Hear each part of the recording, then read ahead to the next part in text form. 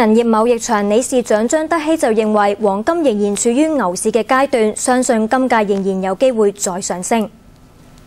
咁而家可能都仲有一段時間，仲有3-5年嘅牛市週期喺度。對貴金屬嚟講，咁黃金係貴金屬之頭啦嚇。咁我哋睇咧就係喺今年嘅首2季咧，可能咧就開始整固完之後咧，就向2000蚊去挑戰啦。佢又話，貿易場今年會研究人民幣白銀交易，不過由於預期市場波幅較大，需要先做好風險措施先至可以落實。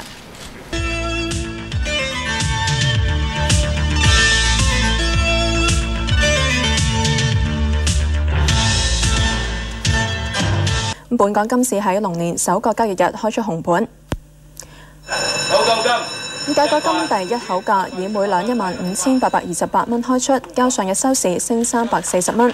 人民幣公斤條黃金同樣做好，開市報每克348元人民幣，較上日收市升9.7人民幣。金銀業貿易場就預期今年國際金價有望挑戰每安士2000美元。如果計嗰個牛市嘅週期咧，當佢2005開始咧，咁而家可能都仲有一段時間，仲有3-5年嘅牛市週期喺度。對貴金屬嚟講，咁黃金係貴金屬之頭啦嚇。咁我哋睇咧就係喺今年嘅首2季咧，可能咧就開始整固完之後咧，就向2000蚊去挑戰啦。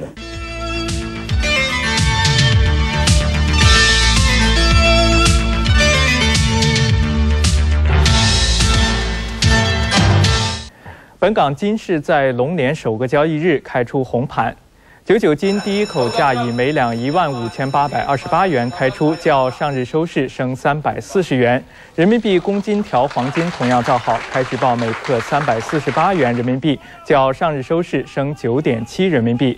金銀業貿易場預期今年國際金價有望挑戰每盎司2000美元。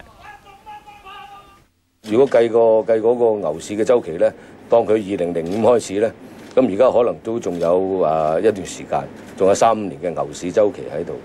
對貴金屬嚟講，咁黃金係貴金屬之頭啦嚇。咁我哋睇咧就係喺今年嘅首2季咧，可能咧就開始整固完之後咧，就向2000蚊去挑戰啦。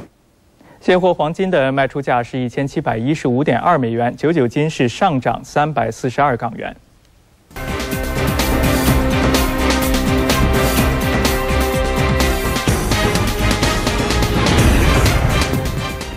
今屆龍年首個交易日紅盤高收，99金高開340蚊，最高見每兩係15,928蚊，收市報15,830蚊，升342蚊。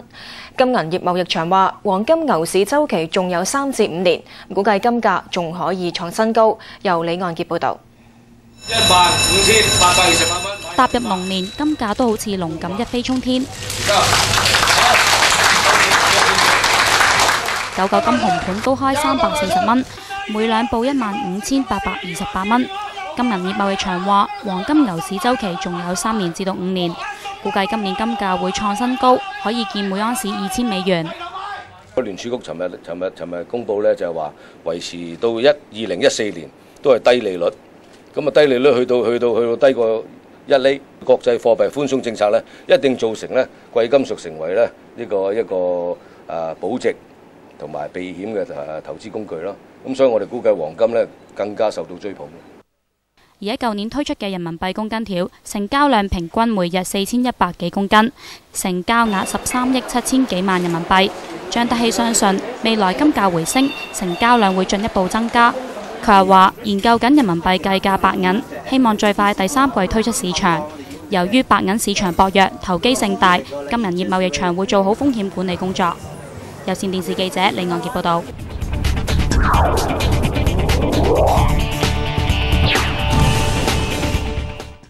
至於金市今日亦都係紅盤高開，收市報15,830蚊一兩，較兔年最後一日升咗342蚊。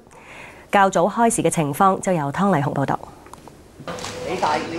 今市開市儀式由財經事務及庫務局局長陳家強、金銀業貿易場理事長張德熙等人主持。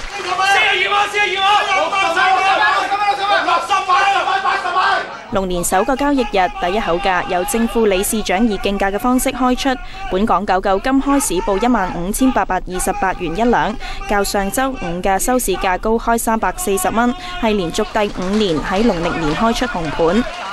金銀業貿易場理事長張德熙就表示，舊年下半年金價由1920美元跌至1500美元，而展望翻龍年嘅金價走勢，佢就認為黃金仍然處於牛市，預料上半年整固之後，下半年會再向上。牛市嘅週期呢，當佢2005開始呢，咁而家可能都仲有一段時間，仲有3年嘅牛市週期喺度。對貴金屬嚟講，咁黃金係貴金屬之頭啦嚇。咁我哋睇咧就係喺今年嘅首2季咧，可能咧就開始整固完之後咧，就向2000蚊去挑戰。美國聯儲局決定維持超低利率至到2014年底。消息公佈之後，利好金價走高，國際金價升上個半月嘅高位，突破1700美元一盎司。而國際金價喺兔年亦大起大落，舊年9月見過1920美元，到12月接近年尾就一度跌至1521美元嘅低位。而目前嘅金價對比上個月就大約有1成嘅漲幅。Now 寬頻電視記者湯麗紅報導。